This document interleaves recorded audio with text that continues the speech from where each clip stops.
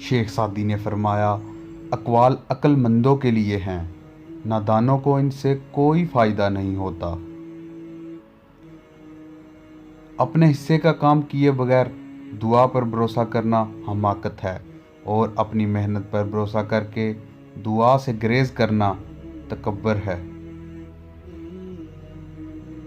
میرے اچھے وقت نے دنیا کو بتایا کہ میں کیسا ہوں، اور میرے برے وقت نے مجھے بتایا کہ دنیا کیسی ہے۔ جو تیرے سامنے اوروں کی برائی کرتا ہے، وہ اوروں کے سامنے تیری بھی برائی کرتا ہے۔ جیسا سلوک تم مخلوق کے خدا سے کرے گا، ویسا ہی سلوک خدا تیرے ساتھ کرے گا۔ دنیا میں آنا آسان ہے، لیکن اس سے چھٹکارا پانا مشکل۔